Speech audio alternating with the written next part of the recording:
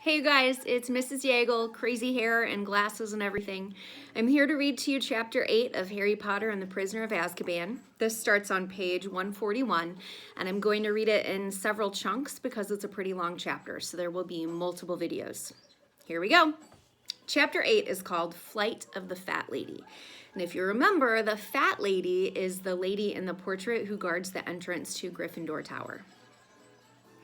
In no time at all, defense against the dark arts had become most people's favorite class. Only Draco Malfoy and his gang of Slytherins had anything bad to say about Professor Lupin. "Look at the state of his robes," Malfoy would say in a loud whisper as Professor Lupin passed. "He dresses like our old house elf." But no one else cared that Professor Lupin's robes were patched and frayed. His next few lessons were just as interesting as the first. After Bogarts, they studied redcaps, nasty little goblin-like creatures that lurked wherever there'd been bloodshed, in the dungeons of castles and the potholes of deserted battlefields, waiting to bludgeon those who'd gotten lost. From redcaps, they moved on to kappas, creepy water dwellers that looked like scaly monsters with webbed hands itching to strangle unwitting waders in their ponds. Harry only wished he was as happy with some of his other classes. Worst of all was potions. Snape was in a particularly vindictive mood these days, and no one was in any doubt why. The story of the Bogart assuming Snape's shape and the way that Neville had dressed it in his grandmother's clothes had traveled through the school like wildfire. Snape didn't seem to find it funny. His eyes flashed menacingly at the very mention of Professor Lupin's name, and he was bullying Neville worse than ever. Harry was also growing to dread the hours he spent in Professor Trelawney's stifling tower room, deciphering lopsided shapes and symbols, trying to ignore the way Professor Trelawney's enormous eyes filled with tears every time she looked at him. He couldn't like Professor Trelawney, even though she was treated with respect bordering on reverence by many of the class. Parvati Patil and Lavender Brown had taken to haunting Professor Trelawney's tower room at lunchtimes, and always returned with annoyingly superior looks on their faces, as though they knew things the others didn't. They also had started using hushed voices whenever they spoke to Harry, as though he were on his deathbed. Nobody really liked Care of Magical Creatures, which after the action-packed first class had become extremely dull. Hagrid seemed to have lost his confidence. They were now spending lesson after lesson learning how to look after flobberworms, which had to be some of the most boring creatures in existence. "Why would anyone bother looking after them?" said Ron after he had another hour of poking shredded lettuce down the flobberworms' slimy throats. At the start of October, however, Harry had something else to occupy him, something so enjoyable it more than made up for his unsatisfactory classes. The Quidditch season was approaching, and Oliver Wood, captain of the Gryffindor team, called a meeting one Thursday evening to discuss tactics for the new season.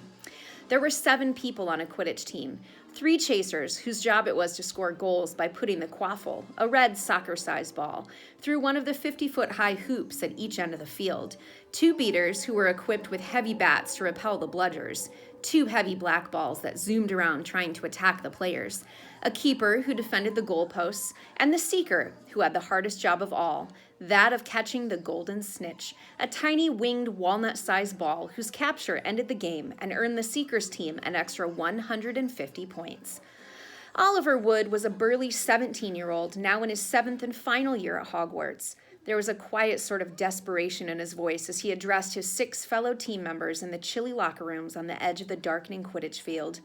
"This is our last chance, my last chance to win the Quidditch Cup," he told them, striding up and down in front of them. "I'll be leaving at the end of this year. I'll never get another shot at it. Gryffindor hasn't won for 7 years now. Okay, so we've got the worst luck in the world. Injuries, then the tournament getting called off last year." Wood swallowed as though the memory still brought a lump to his throat. "But we also know that we've got the best ruddy team in the school," he said, punching a fist into his other hand, the old manic glint back in his eye. "We've got 3 superb chasers." Wood pointed at Alicia Spinnet, Angelina Johnson, and Katie Bell.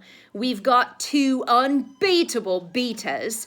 "Stop it, Oliver, you're embarrassing us," said Fred and George Weasley together, pretending to blush. "And we've got a seeker who has never failed to win us a match," Wood rumbled, glaring at Harry with a kind of furious pride. "And me," he added as an afterthought. "Oh, we think you're very good too, Oliver," said George. "Spanking good keeper," said Fred. "Ah, the point is," Wood went on, resuming his pacing, "the Quidditch Cup should have had our name on it these last 2 years. Ever since Harry joined the team, I've thought the thing was in the bag, but we haven't got it, and this year's the last chance we'll get to finally see our name on the thing."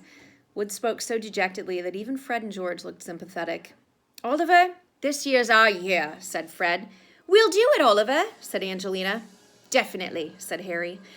Full of determination, the team started training sessions 3 evenings a week. The weather was getting colder and wetter, the nights darker, but no amount of mud, wind, or rain could tarnish Harry's wonderful vision of finally winning the huge silver Quidditch Cup. Harry returned to the Gryffindor common room one evening after training, cold and stiff, but pleased with the way practice had gone, to find the room buzzing excitedly. "What's happened?" he asked Ron and Hermione, who were sitting in 2 of the best chairs by the fireside and completing some star charts for astronomy. "First Hogsmeade weekend," said Ron, pointing at a notice that had appeared on the battered old bulletin board. "End of October. Halloween." "Excellent," said Fred, who had followed Harry through the portrait hole.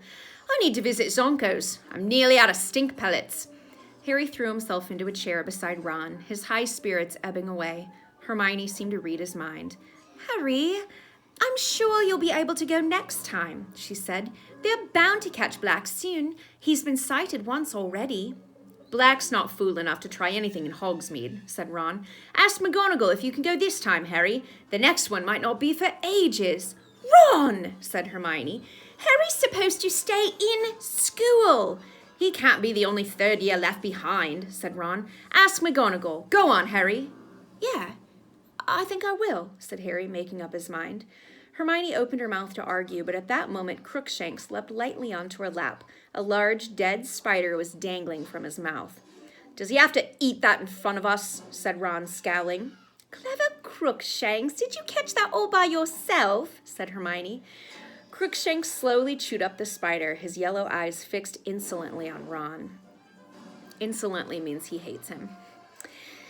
"Just keep him over there, that's all," said Ron irritably, turning back to his star chart. "I've got Scabbers asleep in my bag." Harry yawned. He really wanted to go to bed, but he still had his own star chart to complete. He pulled his bag toward him, took out parchment, ink, and quill, and started work. "You can copy mine if you like," said Ron, labeling his last star with a flourish and shoving the chart toward Harry. Hermione, who disapproved of copying, pursed her lips but didn't say anything. Crookshanks was still staring unblinkingly at Ron, flicking the end of his bushy tail. Then, without warning, he pounced. "Oi!" Ron roared, seizing his bag as Crookshanks sank 4 sets of claws deeply into it and began tearing ferociously. "Get off, you stupid animal!" Ron tried to pull the bag away from Crookshanks, but Crookshanks clung on, spitting and slashing. "Ron, don't hurt him!" squealed Hermione. The whole common room was watching. Ron whirled the bag around, Crookshanks still clinging to it, and Scabbers came flying out of the top. "Catch that cat!" Ron yelled as Crookshanks freed himself from the remnants of the bag, sprang over the table, and chased after the terrified Scabbers. George Weasley made a lunge for Crookshanks, but missed. Scabbers streaked through 20 pairs of legs and shot beneath an old chest of drawers. Crookshanks skidded to a halt, crouched low on his bandy legs, and started making furious swipes beneath it with his front paw. Ron and Hermione hurried over. Hermione grabbed Crookshanks around the middle and heaved him away. Ron threw himself onto his stomach and with great difficulty pulled Scabbers out by the tail. "Look at him!" he said furiously to Hermione, dangling Scabbers in front of her. "He's skin and bone! You keep that cat away from him!" "Crookshanks doesn't understand it's wrong," said Hermione, her voice shaking. "All cats chase rats, Ron!" "There's something funny about that animal," said Ron, who was trying to persuade a frantically wiggling Scabbers back into his pocket. "It heard me say that Scabbers was in my bag." "Oh, what rubbish," said Hermione impatiently. "Crookshanks could smell him, Ron. How else do you think that cat's got it in for Scabbers?" said Ron, ignoring the people around him who were starting to giggle. "And Scabbers was here first, and he's ill." Ron marched through the common room and out of sight, up the stairs to the boys' dormitories. Ron was still in a bad mood with Hermione the next day. He barely talked to her all through herbology, even though he, Harry, and Hermione were working together on the same puffapod. "How's Scabbers?" Hermione asked timidly as they stripped fat pink pods from the plants and emptied the shining beans into a wooden pail. He's hiding at the bottom of my bed, shaking, said Ron angrily, missing the pail and scattering beans over the greenhouse floor. Careful, Weasley, careful, cried Professor Sprout as the beans burst into bloom before their very eyes. They had Transfiguration next. Harry, who'd resolved to ask Professor McGonagall after the lesson whether he could go into Hogsmeade with the rest, joined the line outside the class, trying to decide how he was going to argue his case. He was distracted, however, by a disturbance in the front of the line. Lavender Brown seemed to be crying.